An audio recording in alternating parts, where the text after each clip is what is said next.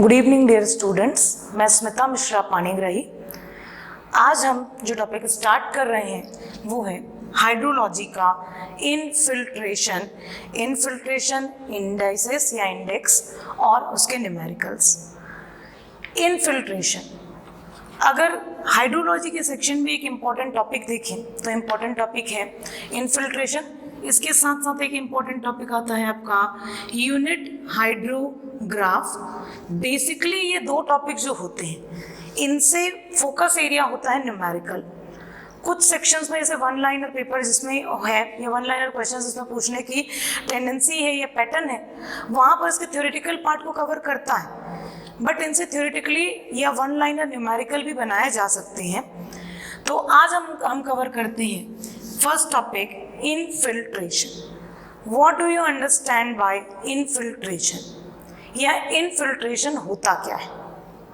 इसको समझाने के लिए यहाँ पर मैंने एक डायग्राम लिया है।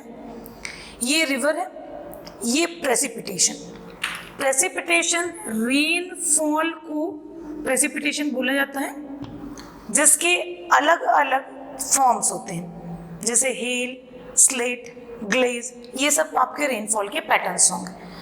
इसमें जो पार्ट आ रहा है नीचे एक जस्टिफाइड अमाउंट में, this part is called precipitation. Precipitation जब आपका यहाँ पर ग्राउंड लेवल से या जो भी जमीन से जब टच होता है तो सॉइल से वाटर का इंटरेक्शन और इसका entry, this is called percolation, sorry this is called infiltration. अब ये पानी सरफेस से एंट्री किया है सॉइल पे, सॉइल से ये आगे ट्रेवल करेगा, जितना इसको पोर्स मिलेगा ये ट्रेवल करेगा और ट्रेवल करके जाके नीचे मिल जाएगा वाटर टेबल में, that is called ground water table. या कहीं से अगर डिप्रेशन मिल जाएगा तो ये मिल जाएगा जाके रिवर में। तो जब ये वाटर और नीचे की तरफ ट्रेवल करता है तो इस फिनोमेना को बोलते हैं percolation. This phenomena is called percolation. आपका इनफिल्ट्रेशन और परकोलेशन में छोटा सा ही अंतर है। Infiltration means entry of water through the soil surface और percolation means movement of water within the soil, not surface, within the soil.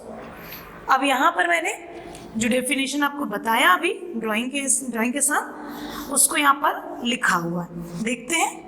पहला है infiltration, entry of water into soil through soil surface. यहाँ पर very important point, entry of water.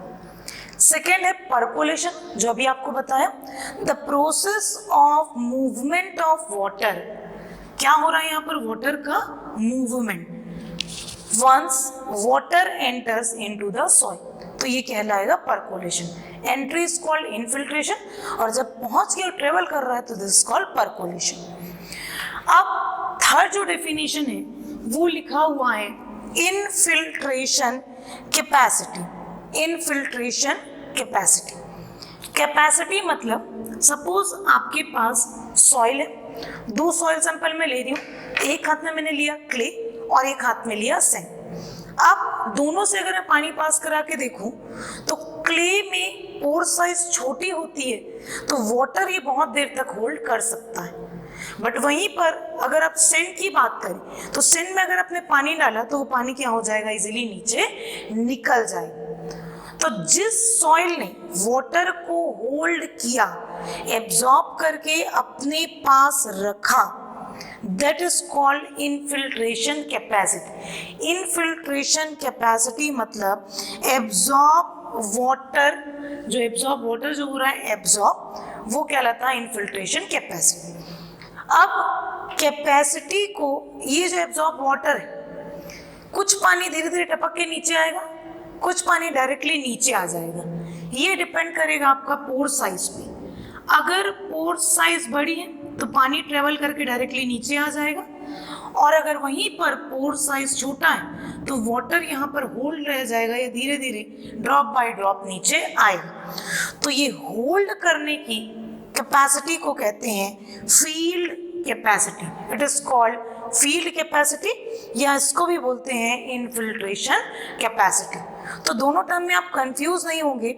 Infiltration capacity जो है वो absorption को भी बोल रहा है, और इनफिल्ट्रेशन कैपेसिटी वाटर के होल्ड करने की कैपेसिटी को भी कहता है। अब देखते हैं इनफिल्ट्रेशन क्यों इतना इंपॉर्टेंट फिनोमेना है हाइड्रोलॉजी के कंटेक्स्ट में। तो इस पार्ट को देखते हैं, इनफिल्ट्रेशन। अब इनफिल्ट्रेशन का इंपॉर्टेंस कहाँ पर आता है? जब आपका प्रेसिपिटेशन या रेनफॉल होता है तो सॉइल जो है वाटर एब्जॉर्ब करेगी, जितनी उसकी कैपेसिटी थी उतना उसने एब्जॉर्ब किया, और जो बचा पानी आपका, सपोज ये सरफेस है, ये वाटर आया प्रेसिपिटेशन से, जितनी इसकी कैपेसिटी थी इसने एब्जॉर्ब कर लिया। अब इसकी कैपेसिटी खत्म हो गई तो ये क्या करेगा, जो पानी ऊपर का है उसको एब्जॉर्ब नहीं कर सकेगा। मतलब वो पानी कहाँ चला जाएगा? रन ऑफ में। रन ऑफ मतलब वो कोशिश करेगा कि कहीं पर रिवर मिल जाए, कहीं पर पॉन्ड मिल जाए, कहीं पर डिप्रेशन मिल जाए। अब ये जो रन ऑफ है, ये वाटर जाके हमारी वाटर बॉडीज से मिलेगा और वहां पर वाटर के लेवल को बढ़ाएगा। हम मॉनसून सीजन में कंटिन्यूअस अपने वाटर बॉडीज का चेकअप करते रहते हैं कि क्या इसमें लेवल बहुत ज़्यादा बढ़ा है या इसमें लेवल कम। अगर लेवल बढ़ जाएगा तो बाढ़ की सिचुएशन आ जाएगी, और कम हुआ मतलब उस साल रेनफॉल कम हुआ है तो ड्रॉट की सिचुएशन भी फर्दर नॉन मॉनसून सीजन में आ सकती है। तो इसलिए आपको इनफिल्ट्रेशन का समझने का जरूरी है कि कितना एब्जॉर्ब कर रहा है और कितना पानी हमारे वाटर बॉडीज में जा रहा है। अब देखते हैं एक इंपॉर्टेंट सेक्शन इसमें आता है, relation between infiltration capacity, FC, rainfall intensity and actual infiltration. इन तीनों टर्म्स के बीच क्या रिलेशन होता, तो इस रिलेशन को देखते हैं। Relation between infiltration capacity, infiltration intensity और एक्चुअल इनफिल्ट्रेशन। अब ये होता क्या? ये तीनों टर्म जो है इसको समझाने के लिए मैं एग्जांपल लेती हूँ एक सॉसर का। सपोज हमने एक सॉसर या सिंपल एक बाउल लिया, इसकी कैपेसिटी जो थी वो थी एफसी, मतलब इसमें ये एफसी इतना मटेरियल पानी आ सकता है। अब सपोज रेनफॉल हुआ और पानी इसमें सिर्फ इतना आया, मतलब रेनफॉल इतना हुआ या कम बारिश हुई तो सिर्फ इतना पानी आया। ये रेनफॉल की इंटेंसिटी को हमने डिनोट किया आई से, और सॉसर की कैपेसिटी को डिनोट किया एफसी से। FC is capacity of saucer, या बोलना चाहिए infiltration capacity. I is rainfall intensity, मतलब यहाँ पर ये कटोरी बड़ी थी बट जो रेनफॉल हुआ वो थोड़ा सा ही हुआ। तो अगर इस सॉसर के लिए हम बोले कि इनफिल्ट्रेशन इसका कितना हुआ या ये कितना पानी एब्जॉर्ब कर पाएगा, तो जितना रेनफॉल हुआ था, भले ही इसमें 100 अमाउंट होल्ड करने की कैपेसिटी है, बट रेनफॉल अगर 10 अमाउंट का हो रहा है तो ये 10 अमाउंट को ही एब्जॉर्ब करके रिटेन कर पाएगा, उससे ज्यादा नहीं। तो पहला रिलेशन यहाँ पर हमने लिखा है, कैपेसिटी सॉसर की ज्यादा है, यानी जो वहां पर आपका एक ग्राउंड बेड है उसकी कैपेसिटी ज्यादा है, बट उस जगह पे रेनफॉल कम हुआ तो जितना रेनफॉल होगा उतनी ही क्या होगी आपकी एक्चुअल, उतना ही क्या होगा आपका एक्चुअल इनफिल्ट्रेशन। अब इसको सेकेंड पार्ट को समझते हैं। एक सॉसर लिया, इसकी कैपेसिटी थी एफसी, मतलब एफसी इतना पानी इसमें आ सकता था। रेनफॉल हुआ बहुत ज्यादा, पूरा ये सॉसर भर गया, उसके बाद भी पानी क्या हो रहा है आपका स्पिल हो रहा है। कैपेसिटी सपोज इसकी 100 की है और रेनफॉल हो गया 120, तो कैपेसिटी 100 की है तो ये 100 को ही रख पाएगा, वो 20 अमाउंट इसके कोई काम का नहीं। तो जब ये केस आएगा तो इस केस में हम बोलेंगे कि एक्चुअल इन्फिल्ट्रेशन कितना हो, तो उतना ही होगा जितना ये अपने पास रख सकता है, that is equal to FC। तो यहाँ पर सेकेंड रिलेशन देखिए, इफ FC यानी आपके सॉइल की इन्फिल्ट्रेशन कैपेसिटी उस जगह में होने वाले रेनफॉल से कम या उसके इक्वल, तो उस सॉइल का इन्फिल्ट्रेशन या एक्चुअल इन्फिल्ट्रेशन कितना हुआ, that is equal to FC। इस पार्ट में इस पार्ट से आपका न्यूमेरिकल बनता है, बिल्कुल सिंगल लाइनर न्यूमेरिकल, जो आगे आज के स्लाइड में मैंने रखा है। तो देखते हैं यहाँ पर आपको इसको कैसे याद रखना है। जो अमाउंट छोटा है, इसमें जो अमाउंट छोटा है वो किसके इक्वल हो गया है, एक्चुअल इन्फिल्ट्रेशन के इक्वल। पहले पार्ट में रेनफॉल इंटेंसिटी इज स्मॉलर, तो इन्फिल्ट्रेशन किसके इक्वल हो गया, रेनफॉल इंटेंसिटी के। सेकेंड पार्ट में इन्फिल्ट्रेशन कैपेसिटी इज स्मॉलर, तो इन्फिल्ट्रेशन एक्चुअल जो है वो किसके इक्वल हो गया, FC के। तो आपको इस सेक्शन में यूजुअली F निकालने के लिए पूछता है, तो आपको ध्यान रखना है जो स्मॉलेस्ट वैल्यू है वही किसके इक्वल होती है, F के इक्वल होती है। और एग्जांपल रखेंगे सॉसर का, ठीक। या एक और एग्जांपल ले सकते हैं, सपोज आपको प्यास लग रही है, आपके पास 1 गिलास पानी है और आपकी रिक्वायरमेंट 2 गिलास की, ठीक। जितना अवेलेबल है आपने उतने को पी लिया, यानी आपके पास जो अवेलेबल था, भले ही आपकी कैपेसिटी ज़्यादा थी, बट जितना अवेलेबल है उतने को आपने क्या कर लिया, कंज्यूम कर लिया। कैपेसिटी आपकी ज़्यादा थी बट अवेलेबिलिटी आपके पास कम की थी, तो जितना पानी है कम से कम उतना ही पी लिया जाए, तो F is equal to I। वहीं पर अनदर वे बात करें, आपके पास पूरे 1 मटके में पानी भरा हो बट आपकी रिक्वायरमेंट सिर्फ कितनी गिलास की है, 1 गिलास की, तो उस केस में जितनी रिक्वायरमेंट है आप सिर्फ उतना ही यूज करेंगे, आपको एक्सेस अमाउंट की जरूरत नहीं। अब ये जो इन्फिल्ट्रेशन कैपेसिटी है ये डिपेंड करती है सॉइल कैरेक्टरिस्टिक, क्योंकि हाइड्रोलॉजी में या हाइड्रोलॉजिकल साइकिल में जो वाटर एब्जॉर्बिंग बॉडी होती है वो होती है सॉइल कैरेक्टरिस्टिक। अगर आपके सॉइल में परमिएबिलिटी ज़्यादा है, वाटर मतलब इजीली वो एब्जॉर्ब करके अपने अंदर ले सकता है, तो उसका इनफिल्ट्रेशन कैपेसिटी भी क्या होगा, ज़्यादा होगा। जैसा कि यहाँ पर आपका ज़्यादा है तो ज़्यादा, कम है तो कम, ये डिपेंड करता है सॉइल कैरेक्टरिस्टिक। अगला है फ्लूइड कैरेक्टरिस्टिक। अगर रेन हुआ और उस रेन का जो वाटर है उसका टेम्परेचर ज़्यादा था, यानी वो गर्म था, ठीक, रिलेटिवली अगर उसका टेम्परेचर ज़्यादा था, तो जो हॉट वाटर है उसको ट्रेवल करने में दिक्कत होगी, क्योंकि वहाँ पर बबल्स बनेंगे सॉइल के पोर्स में जब वो ट्रेवल करेगा। तो वहीं पर अगर नॉर्मल वाटर है तो वो इजीली ट्रेवल कर जाएगा। इसके अदर वे में अगर फ्लूइड कैरेक्टरिस्टिक की बात करें तो फ्लूइड कैरेक्टरिस्टिक में आता है इम्प्योरिटीज। अगर रेन वाटर में इम्प्योरिटीज ज़्यादा है तो सॉइल को वाटर को एब्जॉर्ब करने या इनफिल्ट्रेट करने में दिक्कत होगी। सपोज आपके पास पानी है वो गंदा है तो छन्नी से छानने में ज़्यादा मेहनत करनी पड़ती है, वहीं पर पानी अगर साफ है तो इजीली छन के आ जाएगा। तो फ्लूइड कैरेक्टरिस्टिक और सॉइल कैरेक्टरिस्टिक ये 2 पार्ट पे डिपेंड करता है आपका इनफिल्ट्रेशन कैपेसिटी। इनफिल्ट्रेशन के सेक्शन में एक इम्पॉर्टेंट कर्व या एक इम्पॉर्टेंट मॉडलिंग आती है, that is called Hortons curve. इसको बोलते हैं हॉर्टन्स कर्व। वैसे तो बहुत सारी थ्योरी है, जैसे ग्रीन एंड एम्स थ्योरी, आपका फील्ड्स थ्योरी, ये सब थ्योरी भी है, बट एक जो रिलायबल और मोस्ट कॉमनली यूज थ्योरी वो है हॉर्टन्स थ्योरी। हॉर्टन्स थ्योरी ये बोलता है कि आपका ये जो ग्राफ है, ये ग्राफ को ही हॉर्टन ने क्या किया, थ्योरेटिकली रिप्रेजेंट किया।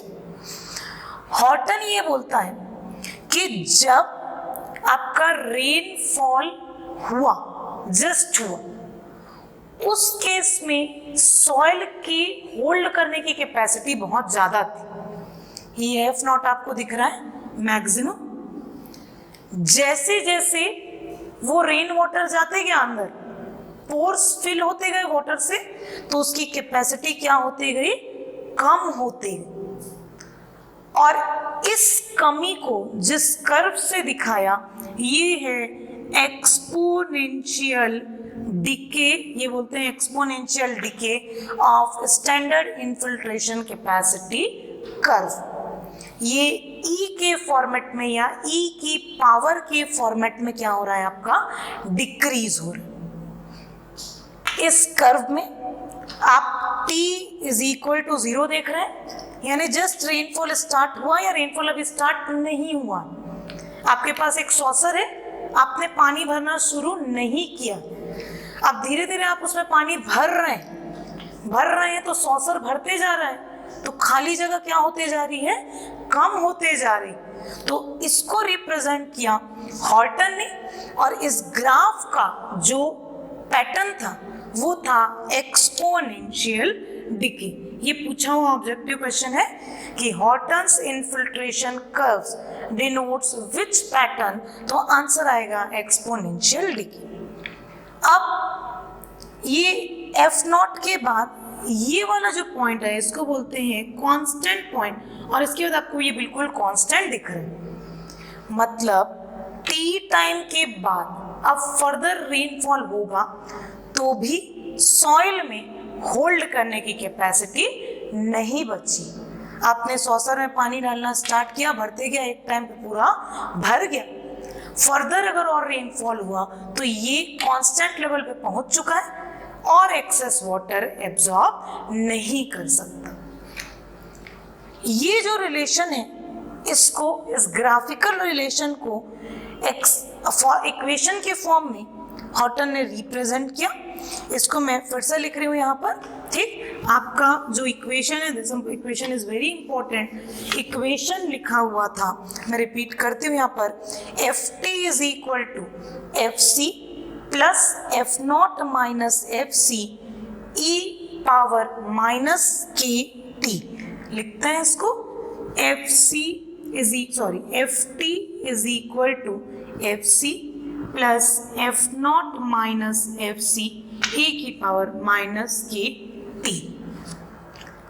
अभी मैंने बताया एक्सपोनेंशियल डिके है, तो यहाँ पर आपको ई की पावर दिख रहा है, ई की पावर, ई यानी एक्सपोनेंट को दिखाता है। एफ सी जहाँ पर आपका रेनफॉल कांस्टेंट हुआ था, एफ नॉट जहाँ पर आपका इनफिल्ट्रेशन कांस्टेंट हुआ था, एफ नॉट इनिशियल इनफिल्ट्रेशन, और के जो है ये इनफिल्ट्रेशन कांस्टेंट है, और टी आपका सपोज रेनफॉल हो रहा है 4 घंटे के लिए, तो आप इस 4 घंटे के पीरियड में कौन से घंटे में देखना चाहते हैं या कितने घंटे बाद देखना चाहते हैं कि वाटर का इनफिल्ट्रेशन कितना हो। सपोज 4 घंटे रेनफॉल हुआ था, बट मैं इंटरेस्टेड हूँ कि 1.5 घंटे बाद या 2 घंटे के बाद इनफिल्ट्रेशन कितना हो, ये चेक करने के लिए, तो यहाँ पर t इज इक्वल टू आप लिख लेंगे 2, और यहाँ पर भी t इज इक्वल टू लिखेंगे 2। Dear students, this formula is very important, क्योंकि इस फॉर्मूले को अगर हम फुल फॉर्म में इंटीग्रेट कर देंगे तो वो एक अलग वैल्यू देता है जिसको समझते हैं, और उसी में आपका न्यूमेरिकल जो है ट्विस्ट करके पूछता है। इस फॉर्मूले में ये एफ टी है, infiltration at any time T, किसी टाइम टी पे इनफिल्ट्रेशन। इसका यूनिट क्या होगा, ये मिलेगा आपको सेंटीमीटर पर आवर में, मिलीमीटर पर आवर, यानी डेप्थ पर टाइम में मिलेगा। ये भी आपको डेप्थ पर टाइम में होगा, ये दोनों डेटा भी डेप्थ पर टाइम में। टी जो होता है उसका यूनिट हो जाएगा आर डे, जो भी आपका टाइम यूनिट में मिलेगा। और ये के, हालांकि ये के कांस्टेंट है, बट इस के का यूनिट होता है डे इनवर्स आर इनवर्स, ये इस टाइप का आपको इसमें मिलता है इसका यूनिट। यूनिट्स पे ध्यान रखेंगे। ये हो गया infiltration at any time t in centimetre per are. अब अगर पिछले ग्राफ को देखें, इस ग्राफ का अगर मैं कंक्लूजन देखना चाहूं कि इसने 0 से कैपिटल T टाइम तक टोटल कितना डेप्थ ऑफ वाटर एब्जॉर्ब किया, तो उसके लिए क्या करना पड़ेगा, जो ये इक्वेशन मेरे पास है इसको 0 से कैपिटल T तक क्या कर देंगे, इंटीग्रेट।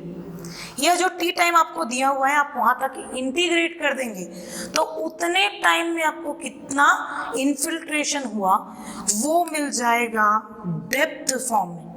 किस फॉर्म में मिलेगा, डेप्थ के फॉर्म में। तो देखते हैं ये कैसे निकालेंगे। ये है infiltration at any time t और इसका यूनिट है सेंटीमीटर पर आर।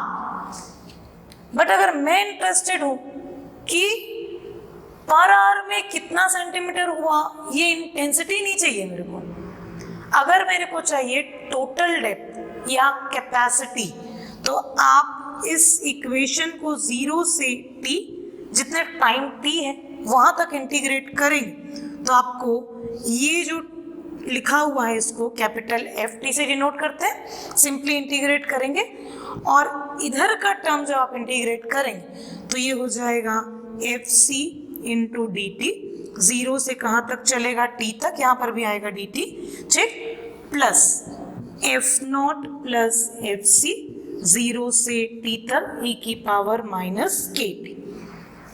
और जब इस इक्वेशन को आप सॉल्व करेंगे तो आपको मिलेगा एक नया फॉर्मूला, जिस फॉर्मूले को आपको रिटेन करना है, ठीक, डायरेक्ट फॉर्मूला भी पूछता है, वो फॉर्मूला है capital FT is equal to FCT plus, ये इसको इंटीग्रेट करेंगे तो आपको मिलेगा F0 minus FC divided by K।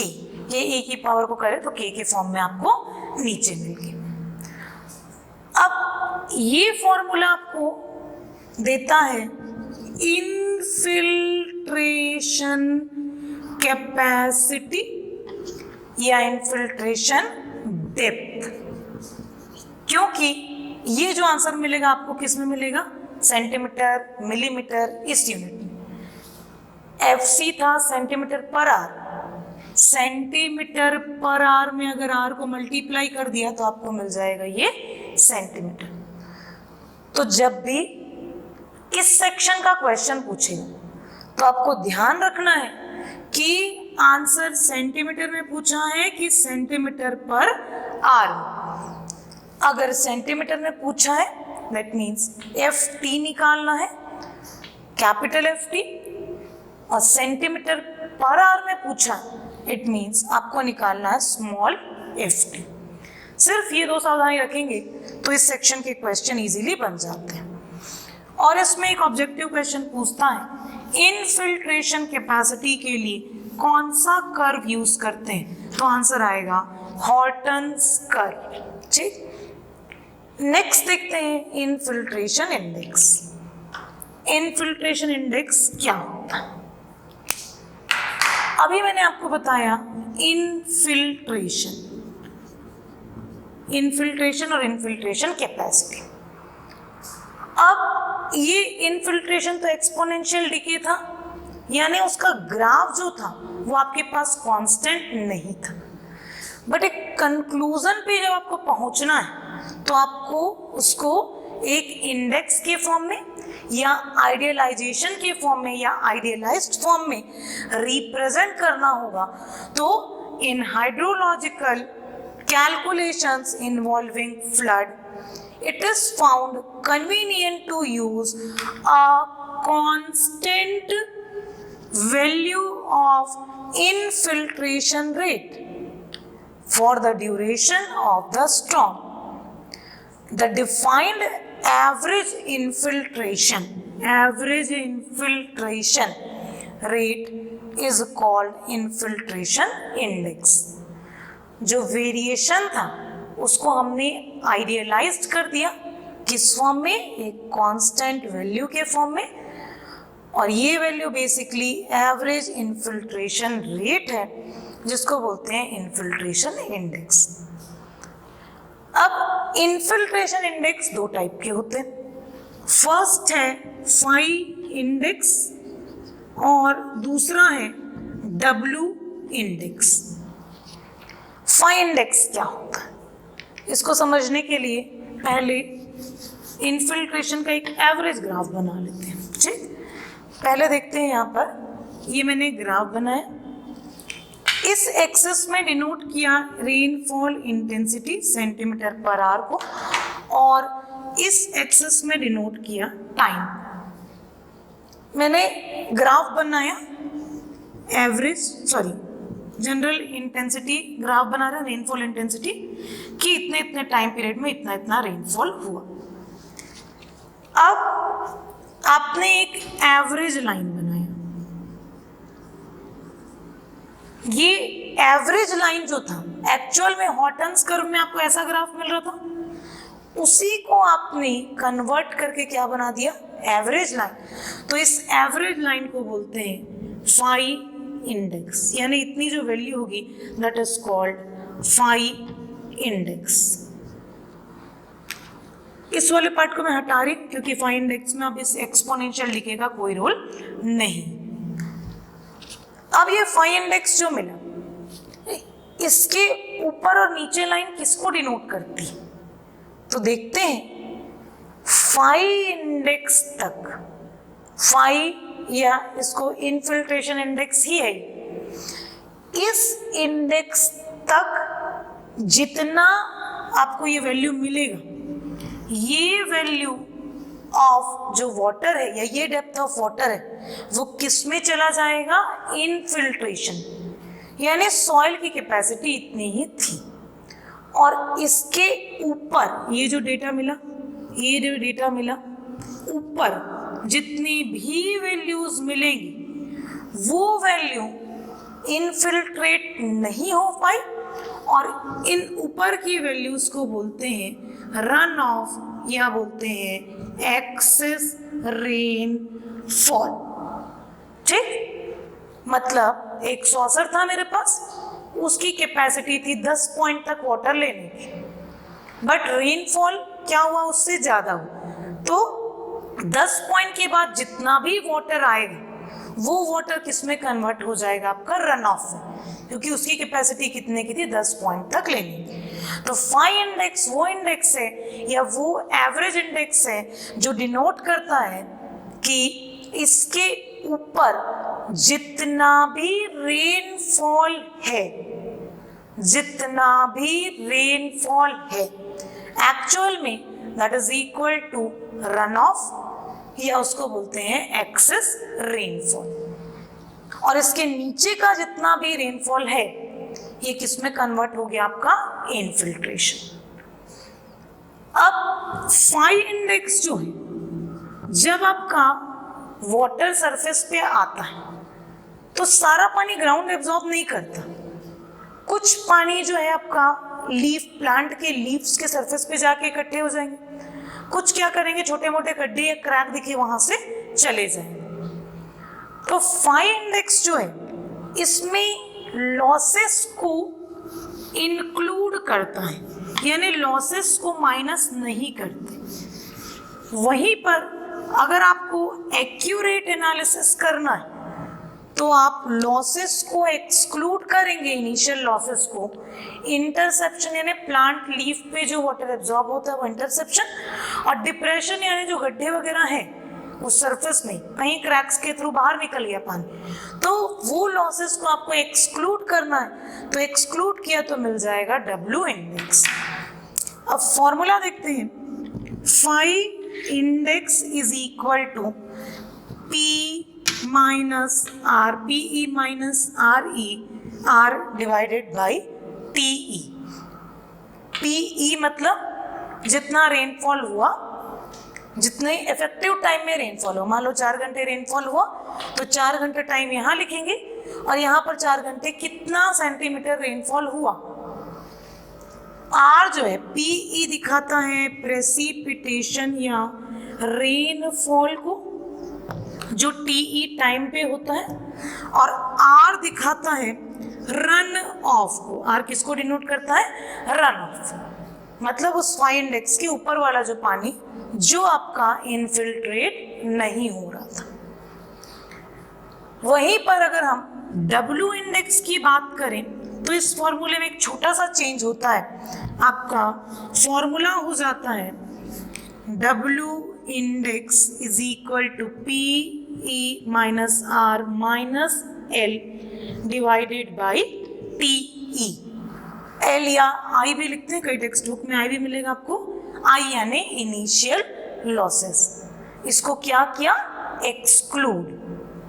अब आपको फाई इंडेक्स और डब्ल्यू इंडेक्स में रिलेशन भी पूछता है, तो बिल्कुल सीधी सी बात है, एक डेटा में कुछ माइनस हो रहा है यानी ये डेटा कम होगा, और उसमें एज इट इज है। तो there is a relation between W index and phi index is that W index is always less than phi index because of कौन से लॉसेस आपके आएंगे? Initial losses. और ऑब्जेक्टिव क्वेश्चन में इनिशियल लॉसेस भी पूछ सकता है कि कौन से इनिशियल लॉस, तो आंसर आएगा इंटरसेप्शन एंड डिप्रेशन स्टोरेज। ध्यान रखेंगे W index is always less than, क्योंकि इसमें लॉसेस को एक्सक्लूड करते हैं, बट फाई इंडेक्स में आपका लॉसेस इंक्लूड होता है। अब W इंडेक्स फाई इंडेक्स के बाद हम देखते हैं इसके आगे के पार्ट को, जिसमें मैंने न्यूमेरिकल लिया है, जो अभी तक पढ़ा है, जो अभी तक हमने स्लाइड कवर की उसी पे बेस्ड न्यूमेरिकल है। बहुत छोटे छोटे न्यूमेरिकल्स होते हैं जो आपके ऑब्जेक्टिव पेपर में, जिसमें कैल्सी अलाउ नहीं, वहां पर भी पूछे जा सकते हैं, एज वेल एज इसको डिटेल रिप्रेजेंटेशन करके सब्जेक्टिव में भी पूछा जा सकता है। तो पहला न्यूमेरिकल लेते हैं। ये जो क्वेश्चन है ये आपका गेट का क्वेश्चन है, गेट में पूछा हुआ, इजीली आपका स्टेट एग्जाम में रिपीट कर सकता है या इस पैटर्न को लिया जा सकता है। क्वेश्चन पढ़ते हैं पहले। The parameter in Hortons curve है ये। The parameters in Hortons infiltration equation Ft is equal to Fc plus F0 minus Fc e power minus Kt are given as, क्या क्या दिया है आपको? F0 दिया हुआ है, ये मैंने बताया था यूनिट इसका क्या रहेगा? Centimetre per our, 7.62 centimetre per our. Next दिया है Fc 1.34 centimetre per our. K की वैल्यू है 4.182 पर आवर। आपको बताया था ये डे इनवर्स या आर इनवर्स में होगा, यानी टाइम इनवर्स में होगा। तो ये K की वैल्यू दी है। For assumed continuous bonding the cumulative infiltration, cumulative very important term, cumulative infiltration at the end of 2 hours, time कितना दिया है? 2 hours इज। अब इस क्वेश्चन को देखने के बाद आपको लगेगा कि बिल्कुल क्लियर एक फॉर्मूला मेरे को दे दिया है, मैं सब्स्टिट्यूट कर दूं, बट e की पावर के लिए मेरे पास कैल्सी नहीं।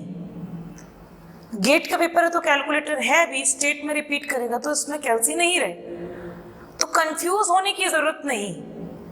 आपको इसमें जो पूछा है वो है क्यूमुलेटिव इनफिल्ट्रेशन, और क्यूमुलेटिव इनफिल्ट्रेशन के सारे ऑप्शन का यूनिट किस में है? सेंटीमीटर में।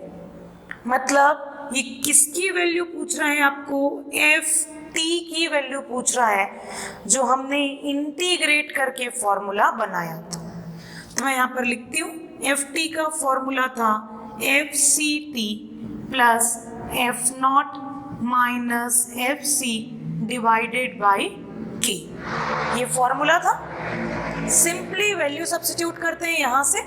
आपका Fc का वैल्यू है 1.34 और टाइम कितना दिया हुआ है? 2 hours, ये भी पर आवर में है तो यूनिट कन्वर्जन की जरूरत नहीं है। यहाँ पर भी आर में है तो इंटू 2 किया, प्लस यहाँ पर आ जाएगा आपका 7.62 माइनस 1.34 डिवाइडेड बाई के कितना दिया 4.182 per hour, as it is लिखेंगे तो ये हो जाएगा 4.182।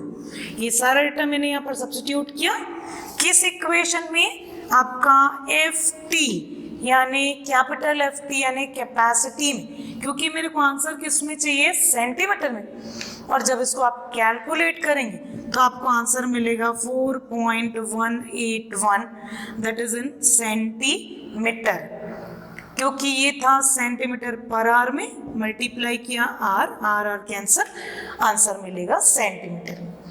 तो देखते हैं इसका ऑप्शन बी आएगा आंसर। बहुत सिंपल है, आपको ध्यान देना है कि सेंटीमीटर पर आवर में पूछा है कि सेंटीमीटर में, यूनिट देख के हाइड्रोलॉजी के क्वेश्चंस इजीली अटेम्प्ट किए जा सकते हैं।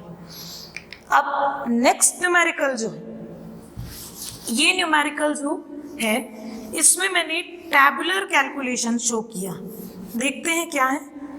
इस टाइप के न्यूमेरिकल पूछने की टेंडेंसी है, स्टेट एग्जाम ले लें तो इसमें इस टाइप के क्वेश्चन पूछे जा रहे हैं।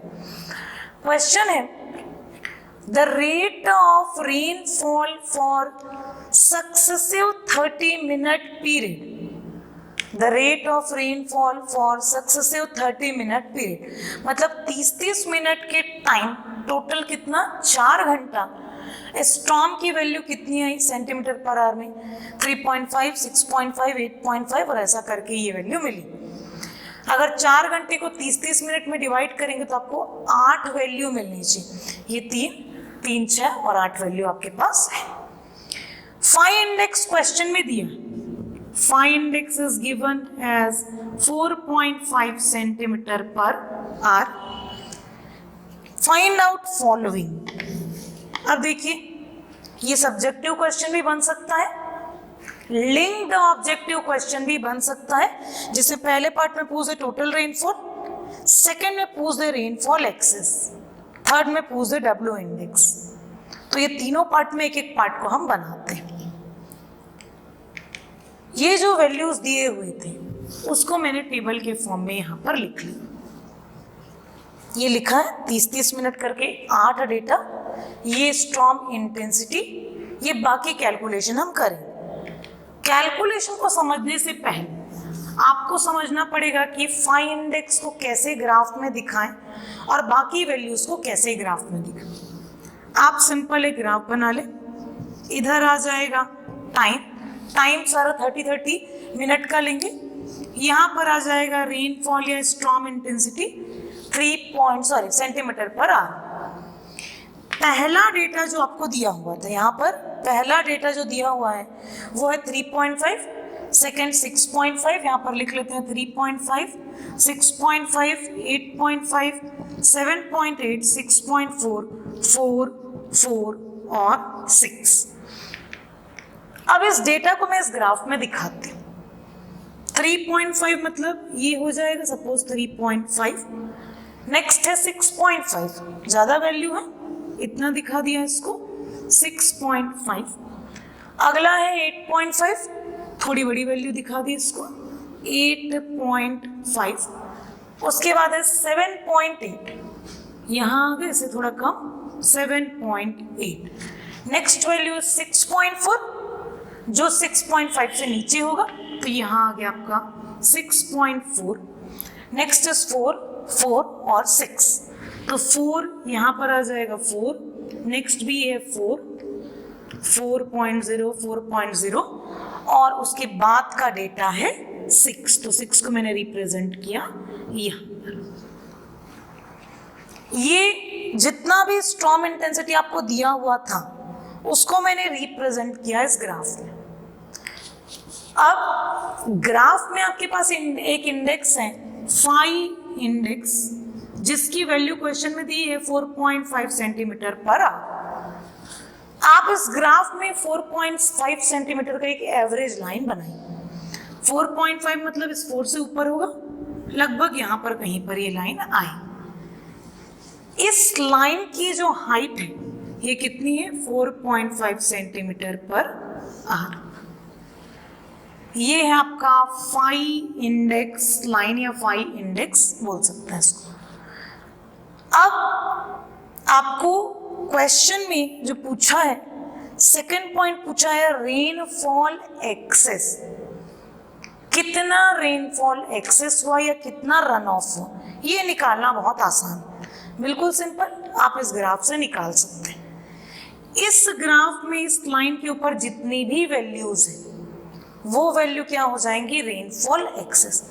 जैसे 6.5 का 4.5 तक किसमें सपोर्ट कर रहा है, रेनफॉल में, और उसके ऊपर का बचा हुआ किसमें चला गया, रन ऑफ में। तो ये बचा कितना, 2.0। ये 4.5 से अगर इसको माइनस कर देंगे तो ये कितना बचेगा, 4.0। इसको 4.5 से माइनस कर देंगे तो ये वाला जो डेटा है वो बचेगा आपका 3.3। ठीक, इसको माइनस करेंगे तो ये मिलेगा आपको 1.9। ये दोनों का कोई एक्सेस डेटा नहीं है और इसका एक्सेस डेटा है 1.5। अब इस सारी वैल्यूज को आप जोड़ लीजिए, 2 + 4 + 3.3 + 1.9 + 1.5, तो ये जो टोटल आंसर आएगा वो क्या होगा आपका, रेनफॉल एक्सेस, या ये कहलाएगा आपका रन ऑफ, जो पूछा हुआ है आपको न्यूमेरिकल में। ये न्यूमेरिकल में पूछा है रन ऑफ। अब इसको देखते हैं, पेपर में आपके पास ग्राफ बनाने का टाइम नहीं होगा तो इसको कैसे बनाया जाए यहाँ पर टेबल के फॉर्म में। तो टेबुलर फॉर्म में मैंने रिप्रेजेंट किया है इसको यहाँ पर, आपका बिल्कुल सिंपल है। पहले इसको समझते हैं फॉर्मूला से। फॉर्मूला है phi index is equal to PE minus R divided by TE। Phi index था 4.5 सेंटीमीटर पर आर। PE आपको निकालना है। पहला क्वेश्चन जो है इसका पहला हम इसमें PE माइनस R को एज इट इज रहने देते हैं, टाइम TE इफेक्टिव रेनफॉल देखेंगे। अब इसको इस टेबल से अगर देखें तो टेबल में बिल्कुल सिंपल कैलकुलेशन आपको देखना है। ये मैंने फाई इंडेक्स, ये वैल्यू दिखाया स्टॉर्म इंटेंसिटी का, और ये वाला टेबल है फाई इंडेक्स का। अब ये थर्ड टेबल को छोड़ दीजिए, 3.5 कम है 4.5 से तो इसने रन ऑफ नहीं दिया। 6.5 ज्यादा है, जो 2 वैल्यू निकाला था 4.5 से, तो इसने कितना अमाउंट दिया, 2 अमाउंट। 8.5 ने दिया 4 अमाउंट, देन 3.3, देन 1.9। 4 कम है 4.5 से, इसका कोई कंट्रीब्यूशन नहीं, इसका कोई कंट्रीब्यूशन नहीं, और ये लास्ट वाले का कंट्रीब्यूशन होगा। तो इसकी वैल्यू, इससे आपने इसको जब सम करेंगे तो आपको क्या मिल जाएगा, R की वैल्यू। R की वैल्यू को हम फॉर्मूले में सब्स्टिट्यूट कर देंगे, phi index is equal to PE minus R divided by TE। तो आपका फाई इंडेक्स की वैल्यू था 4.5, PE मेरे को निकालना है, R जो है रन ऑफ को जब यहाँ पर हम सम करेंगे तो हमको मिलेगा सेंटीमीटर पर आर में, क्योंकि ये वैल्यू भी सेंटीमीटर पर आर में है और ये वैल्यू भी किस में है, सेंटीमीटर पर आर। बट जो फाई इंडेक्स का फॉर्मूला होता है वो इन दोनों वैल्यूज को रखता है सेंटीमीटर में। तो आपको इस टेबल में सारे वैल्यूज को मल्टीप्लाइड करना पड़ेगा 30 मिनट्स, या 30 मिनट, या इसको लिख सकते हैं हाफ आर। तो ये हो जाएगा 1 इंटू हाफ किया तो ये हो जाएगा 2 इंटू हाफ किया तो ये हो जाएगा 1.65 इंटू हाफ किया तो ये हो जाएगा 0.95। ठीक, ये कैंसल और ये हो जाएगा 0.75। हमने क्या किया, टाइम को मल्टीप्लाई कर दिया, तो ये centimetre per are into are कर देंगे तो आपको आंसर मिल जाएगा सेंटीमीटर में। ये सब का समेशन करने के बाद आप यहाँ पर सब्स्टिट्यूट करेंगे और जितना टाइम आपने उधर लिखा है, ये जो टाइम है आधा घंटा आधा घंटा आधा घंटा आधा घंटा, और ये भी हाफ। बट जो कैंसल हुआ है उसके टाइम को नहीं गिनना है। T E is equal to हो जाएगा इसका हाफ, इसका हाफ, इसका हाफ, इसका हाफ। ये दोनों का हाफ एन आवर नहीं जुड़ेगा, इसका हाफ एन आवर जुड़ेगा, तो ये हो जाएगा आपका टी ई का वैल्यू, और इससे निकाल सकते हैं पी ई के वैल्यू। मैं कैलकुलेशन पार्ट को छोड़ रही हूँ यहाँ पर, मैंने सिर्फ आपको एक गाइडलाइन बताया है कि कैसे इसको सॉल्व करना है। कैलकुलेशन पार्ट करके आप कमेंट बॉक्स में अपने आंसर लिखेंगे। अब इसमें अगला पार्ट है W index if initial losses are इतना। सिंपल है, आपको फाई इंडेक्स और डब्ल्यू इंडेक्स का रिलेशन पता है। W index is equal to होता है P E minus R minus I divided by T E. आपको पी ई पता है, आर फर्स्ट पार्ट से निकल जाएगा, टी ई फर्स्ट पार्ट से निकल जाएगा। इनिशियल लॉसेस यहाँ पर रखना है आपको 0.3, तो वैल्यू मिल जाएगी डब्ल्यू इंडेक्स की। तो ये हो गया इसका थर्ड पार्ट।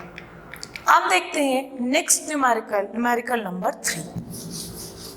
अभी जो सेकेंड न्यूमेरिकल मैंने ली वो थोड़े बड़े फॉर्म में आता है और थोड़ा टाइम टेकिंग भी होता है, तो आप ध्यान रखेंगे जब भी उस टाइप के न्यूमेरिकल आए तो टैबुलर कैलकुलेशन करें ताकि आप करेक्शन कर सकें, गलतियां ना कर सकें। इस पार्ट में लेते हैं ये थर्ड क्वेश्चन, बिल्कुल सिंपल क्वेश्चन है, ये भी गेट का पुराना क्वेश्चन है। लिखा हुआ है इसमें, during a storm event in a certain period the rainfall intensity is 3.5 centimetre per our. किसी सर्टेन पीरियड में रेनफॉल इंटेंसिटी कितना है? 3.5 सेंटीमीटर। फाई इंडेक्स आपको दिया हुआ है 1.5 centimetre per our. The intensity of effective rainfall यानी रन ऑफ कितना है वो निकालना। अब इस क्वेश्चन में ध्यान देंगे, हमको पता है phi index is equal to होता है P E minus R divided by T E. मतलब इसमें फाई इंडेक्स तो दिया है, ये पी ई चाहिए था सेंटीमीटर में, बट दिया किस में है? Centimetre per our. और बोलता है कि एक्सेस रन ऑफ निकालिए, और इस एक्सेस रन ऑफ की वैल्यू किस में निकालना है आपको? Centimetre per our. इस क्वेश्चन में आपको टी ई नहीं दिया, टी ई नहीं दिया है तो कैसे किया जाए? इस फॉर्मूले को ऐसा भी लिख सकते हैं, P E divided by T E, R divided by T. इसका यूनिट क्या हो जाएगा? P E divided by T यानी centimetre per R minus centimetre per R, और यहाँ पर फाई इंडेक्स भी किस में है? Centimetre per are. तो यहाँ पर देखिए सिंपल इसी फॉर्मूले को यूज किया है, बट टाइम को अलग से रखने की जरूरत नहीं है, क्योंकि आपको आंसर किस में दिया है? सेंटीमीटर पर। क्वेश्चन में डेटा किस में दिया है? Centimetre per are. इसी में आप सब्स्टिट्यूट किए, phi index is equal to इतना, rainfall intensity is equal to इतना।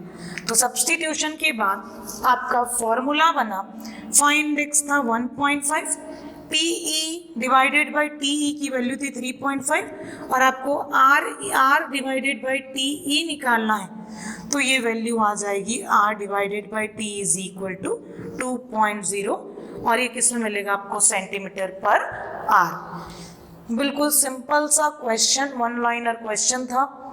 आपको सिर्फ ध्यान देना है कि किस में पूछा, ये फोकस करना है। नेक्स्ट न्यूमेरिकल, बिल्कुल सिंपल न्यूमेरिकल। आज के सेशन का जो फर्स्ट स्लाइड था, फर्स्ट कंसेप्चुअल स्लाइड था, जिसमें मैंने रेनफॉल इंटेंसिटी और रेनफॉल कैपेसिटी के रिलेशन को बताया था, उसी पे बेस्ड ये क्वेश्चन पढ़ते हैं। Infiltration capacity of an area is 9 centimetre. एक एरिया है, उसकी इनफिल्ट्रेशन कैपेसिटी कितनी है? 9 सेंटीमीटर। ये सॉसर ले लिया, उसकी कैपेसिटी कितनी है? 9 centimetre. Rainfall intensity at any duration is 6.7। Capacity थी 9 की, रेनफॉल कितना हुआ? 6.7 सेंटीमीटर। तो रेनफॉल जितना हुआ है तो इसका एक्चुअल इनफिल्ट्रेशन कितना? एक्चुअल इनफिल्ट्रेशन ये उतना ही होगा जितना इसके पे पानी गिरा। तो रिलेशन आता है आपका FC इज ग्रेटर देन क्या हो गया यहाँ पर I। सेकेंड या थर्ड स्लाइड में मैंने लिया था FC कितना है 9, I कितना है 6.7। तो जो वैल्यू लेसर है वही क्या हो जाएगा F के इक्वल, तो आंसर आ जाएगा 6.7 सेंटीमीटर। ये भी गेट का क्वेश्चन है, सिंपल सा क्वेश्चन, कंसेप्ट से बनाया हुआ न्यूमेरिकल। तो जो वैल्यू छोटी है वही वैल्यू क्या हो जाएगी उसकी एक्चुअल इनफिल्ट्रेशन, उसका एक्चुअल इनफिल्ट्रेशन। तो यहाँ पर I छोटा वैल्यू था, इसको मैंने इनिशियल स्लाइड्स में लिया है, पहले आपको रिपीट कर देती हूँ स्लाइड, ठीक। तो उस पार्ट से हम इस न्यूमेरिकल को बना सकते हैं। ये देखिए यहाँ पर लिखा है FC ज़्यादा था, कितना था 9, और ये कितना मिला 6.7। तो whichever is less is equal to infiltration, तो आंसर आ जाएगा 6.7 सेंटीमीटर। तो डियर स्टूडेंट्स, आज के सेशन में हमने इनफिल्ट्रेशन क्या होता है, परकोलेशन क्या होता है, इंडेक्स, हॉर्टन्स कर्व और उन पे बेस्ड 4 न्यूमेरिकल्स पढ़े। जो न्यूमेरिकल मैंने डेटा एनालिसिस में बताया है उसके सॉल्यूशन को आप कमेंट बॉक्स में लिखिए या उसके आंसर को लिखिए, और फर्दर इस पार्ट में जो थ्योरेटिकल सेक्शन उससे जो न्यूमेरिकल आते हैं, उससे जो ऑब्जेक्टिव पेपर क्वेश्चन आते हैं उन पे आप फोकस कीजिए। छोटे छोटे पार्ट को पूछता है, बिल्कुल सिंपल सा कंसेप्ट है। इनफिल्ट्रेशन और परकोलेशन में थोड़ा ही अंतर है, उस अंतर को समझ के इस सेक्शन को आप पढ़िएगा। आज की क्लास यहीं खत्म करते हैं। Thank you.